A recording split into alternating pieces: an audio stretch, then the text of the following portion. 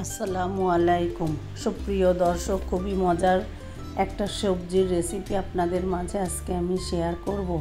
এখানে আমি কিছু আমাদের গাছের ফ্রেশ সজিনা নিয়েছি। সজনিটাকে আমি কেটে ধুয়ে পরিষ্কার করে নিচ্ছি। চুলায় একটা পাত্র বসিয়ে এখানে আমি দিয়ে দিলাম 4 টেবিল চামচ পরিমাণ সয়াবিন তেল, দিয়ে দিলাম 2টো পেঁয়াজ কুচি। এই রান্নাটাতে আমি খুব বেশি মশলা ব্যবহার করব না। পেঁয়াজটাকে আমি তেলের সাথে একটু ভেজে নিয়ে হালকা নরম হয়ে আসলে এখানে আমি দিয়ে দিচ্ছি 2টো তেজপাতা। তেজপাতাটা দিয়ে আমি একটু নাড়াচাড়া করে যখন একটা সুন্দর ঘ্রাণ ছড়াবে তখন আমি এখানে দিয়ে দিচ্ছি স্বাদমতো লবণ। লবণটা দিয়ে আমি একটু হালকা নাড়াচাড়া করে সামান্য একটু পানি দিয়ে এখানে আমি গুঁড়ো মশলাগুলা অ্যাড করব।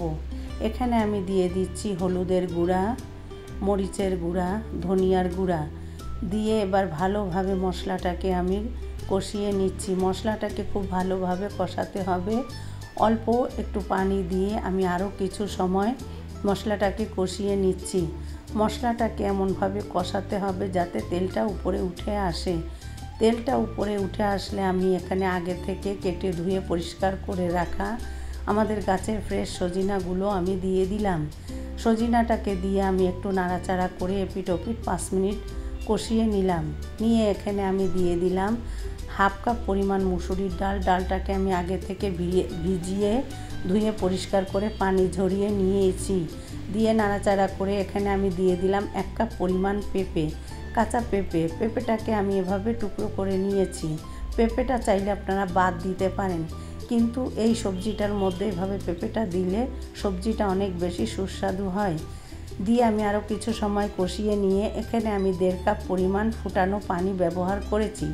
পানিটা দিয়ে আমি নাড়াচাড়া করে অপেক্ষা করছি আমার সবজিটা সিদ্ধ হয়ে আসা পর্যন্ত। এখানে সমস্ত উপকরণ সিদ্ধ হয়ে আসা পর্যন্ত অপেক্ষা করছি। ডালটাকে কিন্তু আমি একদম গলিয়ে ফেলবো না, সিদ্ধ হবে কিন্তু ডালটা আমার আস্ত থাকবে। আর আমি এই সবজিটাকে কিন্তু খুব পাতলা করব না, আমি গায়ে গায়ে মাখো মাখো রান্না করব। এখানে আমি অপেক্ষা করলাম সবজিটা সিদ্ধ হয়ে আসা পর্যন্ত। এরপর ঢাকনা তুলে একটু নাড়াচাড়া করে আরও কিছু সময় আমি ঢেকে দিলাম। এরপর ঢাকনা তুলে আমি এখানে 2টো টমেটো অ্যাড করেছি, একটু টুকরো করে দিয়ে দিয়েছি। টমেটোটাকে দিয়ে আমি মিডিয়াম আঁচে আরও 10 মিনিট রেখে দিলাম। মিডিয়াম আঁচে 10 মিনিট রাখার পরে ঢাকনা তুলে দেখতেই পাচ্ছেন আমার সমস্ত সবজি কিন্তু সুন্দরভাবে সিদ্ধ হয়েছে এবং গায়ে গায়ে হয়ে এসেছে। আমি এভাবেই মাখো মাখো রান্না করব। এবার আমি ঢাকনা দিয়ে সবজিটাকে রেখে দিব। এই সবজিটাকে বাগার দেওয়ার জন্য আমি অন্য একটা পাত্রে কিছু সরিষার তেল দিয়ে দিচ্ছি। এই সবজিটা সরিষার তেল দিয়ে বাগার দিলে অনেক বেশি মজার হয়। এখানে আমি সরিষার তেল দিয়ে দিলাম 2 টেবিল চামচ পরিমাণ। দিয়ে এখানে একটা রসুন কুচি, 2টা শুকনা ঝাল ফালি করে দিয়ে আমি একটু নাড়াচাড়া করে যখন আমার একটু রসুনটা লাল হয়ে এসেছে তখন এটাকে আমি সবজির ভিতরে দিয়ে দিচ্ছি। আর দিয়ে দিচ্ছি এখানে 1 চামচ পরিমাণ ভাজা জিরার গুঁড়া।